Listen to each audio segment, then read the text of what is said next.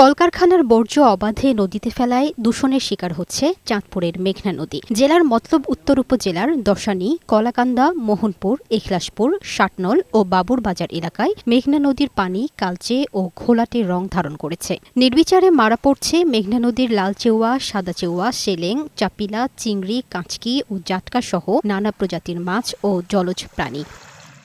স্থানীয়দের অভিযোগ, এসব মরা মাছের প্রভাবে দূষিত হচ্ছে পানি, দুর্গন্ধে নষ্ট হচ্ছে আশেপাশের পরিবেশ। পচা পানি আসলে সব মাছ মইরা বিলুপ্ত হয়ে যায়। আমরা এই মাছের কোনো আর ধারে কাছে যাতে পারি না, নদীতে স্নান করতে আমাকে সমস্যা হয়। ময়লা পানির কারণে এই নদীর পানি দূষিত হয়ে যায়, তখন মাছ ভাসা ওঠে।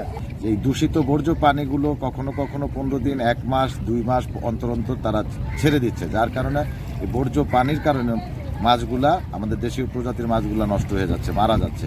জেলা পরিবেশ অধিদপ্তরের এই কর্মকর্তা জানান, দূষণ বেড়ে যাওয়ায় পানিতে অ্যামোনিয়ার পরিমাণ বেড়ে গিয়ে অক্সিজেন ও পিএইচ এর পরিমাণ কমে যাওয়ায় মাছ মারা যাচ্ছে। আসলে 3-এর নিচে যদি কোনো ডিও পাওয়া যায় তাহলে সেখান থেকে জলজ প্রাণী সহ মাছ সহ অন্যান্য প্রাণীগুলো সেখান থেকে মাইগ্রেট করা শুরু করে এবং 1-এর নিচে আসলে সাধারণত সেই জলজ প্রাণীগুলো মারা যায় আর কি।